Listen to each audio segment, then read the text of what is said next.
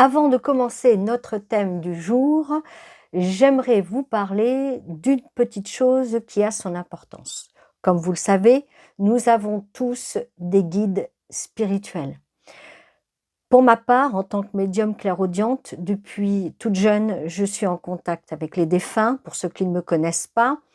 Je suis aussi en contact avec un de mes guides. Le guide qui me suit s'appelle Edgar Debay. Et en 1997, j'avais eu l'idée d'écrire un livre, alors non pas un livre écrit par mes soins, mais par mon guide. Alors vous allez me dire, comment c'est possible? Eh bien c'est possible, par clairaudience déjà, puisque je suis clairaudiente, et aussi par écriture automatique. En 97, je n'ai pas eu le temps de le faire, mais je l'ai fait il y a 3 ans. Et oui, il y a 3 ans, j'ai fait avec mon guide un livre que je vous présente ici, maintenant. Le voilà. Vous pouvez le trouver actuellement à la maison d'édition Le Dauphin Blanc, des éditions Le Dauphin Blanc, voilà. Et vous pourrez le retrouver en France dans les librairies Cultura, Leclerc, Fnac. Voilà. Donc, pour vous parler de ce livre, rapidement, hein, bien sûr, je ne veux pas monopoliser le thème du jour. Ce livre, Edgar parle, parce que la question c'est de quoi il parle. Donc, ce livre parle d'une chose, c'est-à-dire qu'Edgar parle de sa vie de vivant. Parce que Edgar Debay, que vous voyez en photo ici, l'intelligence artificielle fait des miracles à réussir à reproduire le visage d'Edgar. Voilà. Donc Edgar parle de sa vie lorsqu'il était dans notre monde, sur Terre. D'accord? Et il fait un résumé de sa vie, de son enfance, adolescence, etc. Et il parle du moment de sa mort. Et il parle du moment de sa mort, de ce qu'il a pu ressentir et de ce qu'il a ressenti au moment du passage dans l'au-delà. Ce livre, je l'avais auto-publié au départ, il a eu beaucoup de succès. Et plus tard, il adresse des messages pour nous, les gens du XXIe siècle. Voilà, je vous invite vraiment à le lire. L'introduction de ce livre a été écrite par mes soins, la conclusion par mes soins aussi, mais tout le corps du livre a été écrit par cet homme, ce guide spirituel. Alors, il est devenu guide parce qu'il est à la dernière sphère, d'accord? Donc, cet homme s'appelait et s'appelle encore Edgar Debay. Achetez mon livre, vous ne le regretterez pas. Maintenant, on peut passer dans le vif du sujet. Aujourd'hui, j'ai envie de vous parler d'un sujet qui intrigue, qui attire et parfois qui fait peur aussi, les archives akashiques. Quand on entend archives, on imagine tout de suite une bibliothèque, des étagères, des dossiers. Bienvenue dans Voyage dans l'inexplicable. Je suis Lorraine Jourdain, médium clairaudiente, auteure et conférencière. Ici, on ne parle pas d'un endroit physique, on parle d'un espace de conscience, un plan subtil, un champ d'information vivant, un lieu, si on peut dire, lieu qui existe au-delà du temps, au-delà de notre logique linéaire.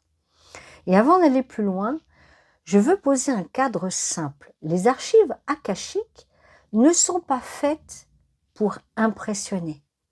Elles ne sont pas non plus un divertissement. Elles sont un outil de compréhension intérieure, un accès à une mémoire plus vaste que la mémoire mentale. C'est quoi les archives akashiques? Les archives akashiques, c'est comme une mémoire universelle, une mémoire où tout laisse une empreinte. Nos expériences, nos émotions, nos intentions, nos choix, nos blessures, nos apprentissages. Pas seulement ce qu'on fait, mais ce qu'on vit à l'intérieur. Et quand je dis tout, je parle de tout ce qui fait une trajectoire. Nos actions, bien sûr, mais aussi nos intentions, nos émotions, nos choix, nos non-dits, nos bascules intérieures. Notre vie actuelle est parfois des mémoires plus anciennes liées à d'autres incarnations, à d'autres étapes de l'âme. Mais je précise une chose essentielle. Ce n'est pas un inventaire de faits rangés comme des dossiers. Oui, c'est une mémoire vibratoire et on n'y accède pas en entier d'un seul coup. On accède à ce qui est juste, utile et mûr pour être compris ici et maintenant. On peut les voir comme un registre de l'âme ou comme une immense, enfin plutôt comme un immense océan d'informations où chaque être a sa fréquence, sa trace, sa vibration. Et un point important, parce qu'on entend parfois le mot akashique, sans savoir ce qu'il recouvre. Il vient de akasha, un terme sanskrit d'origine indienne qui renvoie à l'idée d'éther, plus exactement d'espace subtil. Pas un espace vide, un support invisible, une trame sur laquelle l'information peut être portée. Et cette idée d'une mémoire du monde n'est pas propre à une seule culture. On la retrouve sous d'autres images dans plusieurs civilisations anciennes. Ce n'est peut-être pas pour rien. Alors le vocabulaire change, mais l'intuition reste la même. L'expérience laisse une trace et cette trace peut être consultée quand la conscience est au bon niveau d'accès. Et je vais être très claire. Quand j'en parle, je ne parle pas d'un concept intellectuel. Je parle d'une expérience spirituelle, quelque chose qu'on ressent, qu'on perçoit, qu'on capte. Où sont-elles? On me demande souvent, mais elles sont où ces archives?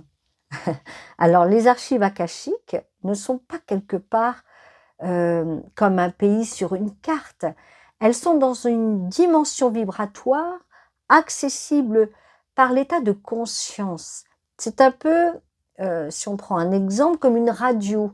La station existe déjà, mais si vous n'êtes pas sur la bonne fréquence, eh bien, vous n'entendez rien. Ce n'est pas que la station n'existe pas, c'est que vous ne la recevez pas. L'accès, ce n'est pas aller dans un endroit, c'est plutôt s'accorder. Et il y a un autre point clé ici, c'est le temps. Dans les archives, le temps n'est pas forcément rangé comme un calendrier, comme ici-bas. Ce n'est pas passé, ici, présent, là, futur, là-bas. Vous voyez, voilà, c'est pas ça. C'est non linéaire. On accède par résonance, par proximité vibratoire avec un thème, une mémoire, un apprentissage. Quel présent se rencontre-t-on? Alors, dans les archives akashiques, on ne rencontre pas forcément des personnages comme dans un film. Toutefois, on peut percevoir des présences. Souvent, ce sont des énergies de guidance, des consciences qui accompagnent l'évolution, la compréhension, la réparation. Certains y rencontrent des gardiens, d'autres des êtres lumineux, d'autres ressentent simplement une intelligence calme, neutre et immensément aimante. Ce qui se ressent, c'est une sensation de clarté, justesse, non-jugement. Et ça, c'est important. Les archives akashiques ne sont pas un tribunal, elles ne sont pas là pour condamner, elles sont là pour éclairer. Maintenant, je veux ajouter une chose essentielle, le discernement. Parce qu'en état modifié de conscience, on peut aussi projeter. Une lecture juste est généralement calme, sobre, cohérente. Elle éclaire sans dramatiser. Elle n'impose rien. Une projection, au contraire, est souvent théâtrale, anxiogène, flatteuse ou culpabilisante. Elle peut donner des injonctions, des menaces, des certitudes rigides. Et ça, ce n'est pas la vibration d'une lecture saine. Ce n'est pas non plus les archives akashiques. À quoi servent les archives? Qu'est-ce qu'on y trouve? On n'y va pas pour satisfaire une curiosité. On y va parce que l'âme est prête à comprendre quelque chose. Dans les archives akashiques, on peut trouver des origines de blocages émotionnels, des schémas répétitifs dans nos relations, des liens énergétiques, des contrats d'âme, des talents, des potentiels, des dons et parfois, enfin même très souvent, des mémoires plus anciennes, d'autres incarnations, d'autres étapes, d'autres épreuves de l'âme. Mais je veux préciser quelque chose, ce n'est pas un Google spirituel, on est d'accord. On n'obtient pas toujours la réponse que l'on souhaite. On reçoit la réponse dont on a besoin pour grandir. On ne décide pas. Et souvent, la réponse n'arrive pas comme une phrase. Elle peut arriver comme une image symbolique. Ça peut être aussi une sensation dans le corps, une émotion qui se libère, une évidence qui se pose ou une compréhension profonde, silencieuse. Et voici une phrase pivot parce qu'elle évite beaucoup d'erreurs.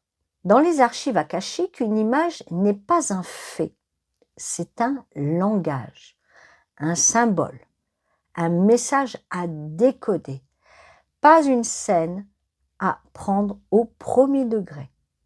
Dernier point, ici, la question du futur. Les archives ne sont pas faites pour prédire, mais on peut parfois percevoir des potentiels, des bifurcations, des probabilités. Jamais une destinée figée, jamais une fatalité, parce que vos choix, votre conscience, votre maturité intérieure modifient la trajectoire. Qui a créé les archives et pourquoi? Ça aussi, c'est une grande question. Dans une vision spirituelle, les archives akashiques ne sont pas forcément créées comme on fabrique un objet.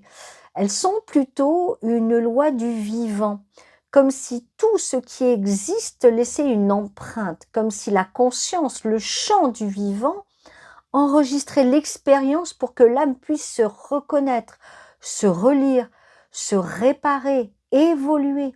Et je pose ici une nuance utile. On peut voir les archives comme une priorité fondamentale de la conscience ou comme une structure collective stabilisée ou comme une interface qui prend forme selon la personne qui lit. Dans tous les cas, l'idée centrale reste la même.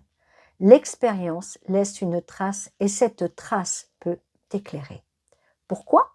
Parce que l'évolution n'est pas seulement dans l'action, elle est aussi dans la compréhension. Les archives akashiques, c'est une porte vers cette compréhension. En quoi c'est important dans nos vies? L'importance des archives akashiques est là. Elles nous aident à sortir du mode « je subis » pour entrer dans « je comprends ». Pas pour culpabiliser, pas pour se dire « c'est ma faute », mais pour se dire « d'accord, voilà ce que mon âme est en train d'apprendre ». Elles permettent souvent de se libérer d'un poids qu'on porte depuis longtemps, de donner du sens à des répétitions, de réparer des blessures anciennes et surtout de retrouver sa direction intérieure. C'est un espace où l'on se rappelle qui l'on est au-delà de l'histoire et où l'on récupère quelque chose de très précieux, la responsabilité intérieure, le choix conscient, la sortie des automatismes. Qui peut y accéder? Théoriquement, tout le monde peut accéder aux archives akashiques parce que tout le monde a une conscience. Mais en pratique, l'accès dépend de plusieurs choses. la capacité à se mettre dans un état de conscience stable, la qualité d'ancrage, la maturité émotionnelle et surtout, surtout, surtout, l'intention. Parce qu'on ne peut pas entrer dans un espace subtil avec une intention de contrôle, de domination ou de voyeurisme énergétique. Il y a des portes qui s'ouvrent quand l'intention est juste. Et j'ajoute un point d'éthique très clair. On ne lit pas les archives d'un tiers sans son accord. On ne se sert pas d'une lecture pour surveiller, accuser ou décider à la place de quelqu'un. Une lecture saine sert à éclairer votre chemin, pas à prendre du pouvoir sur autrui. Retenez bien ça. Comment y accéder? Il existe différentes façons pour y accéder. Alors, il peut y avoir une méditation spécifique, par une demande intérieure posée avec clarté, par une entrée en état modifié de conscience. Il y a aussi les voyages astraux, le voyage astral, vous connaissez ça. Et aussi par l'accompagnement d'une personne initiée. Moi, en tant que médium clairaudiente, je travaille avec une lecture qui demande protection, centrage, autorisation intérieure et surtout, surtout, surtout respect. Et je veux insister sur un point. Une lecture akashique saine ne doit jamais vous enlever votre pouvoir. Elle ne doit pas vous rendre dépendant. Elle doit vous rendre libre. Je veux aussi ajouter une hygiène simple parce que c'est important. Si vous êtes en détresse émotionnelle, en obsession de réponse ou dans un état de grande fatigue, évitez. On ne force jamais une ouverture. On revient au corps, on s'ancre, on arrête si cela désorganise. L'objectif, ce n'est pas d'avoir des visions. L'objectif, c'est de recevoir une compréhension qui stabilise, qui ressente, qui rend plus juste. La clé finale, se souvenir, pas prédire. Si je devais résumer, les archives akashiques, ce n'est pas un endroit pour prédire, c'est un espace pour se souvenir de ce qui vous construit, se souvenir de ce que votre âme cherche à traverser. Et parfois, se souvenir que vous êtes beaucoup plus vaste que ce que vous croyez. Et je vais le dire de façon très simple. On ne consulte pas les archives akashiques pour savoir quoi faire. On les approche pour comprendre qui l'on devient. Ce qui fait toute la différence. Reprendre la boussole intérieure, clarté, discernement, liberté. On peut résumer simplement ce que nous venons de voir. Les archives akashiques ne sont pas un lieu physique, c'est un espace de conscience, un champ de mémoire vibratoire. Elle garde la trace de tout ce qui compose une trajectoire.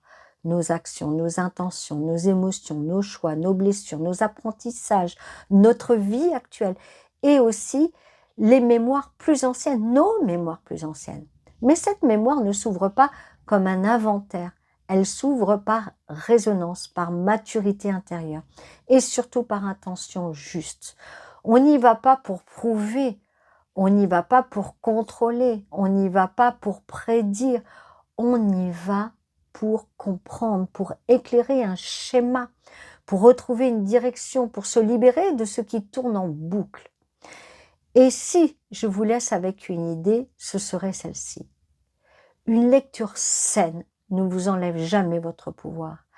Elle ne vous rend pas dépendant. Elle vous rend plus libre, plus lucide, plus aligné. Les archives akashiques ne vous disent pas quoi faire. Elles vous aident à entendre ce qui, en vous, sait déjà. Alors voici ma phrase du jour.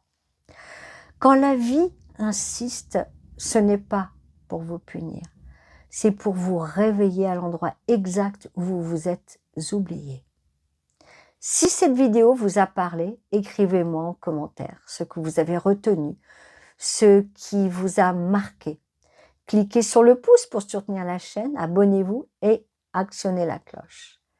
Et on se dit à très bientôt pour un nouveau voyage dans l'inexplicable.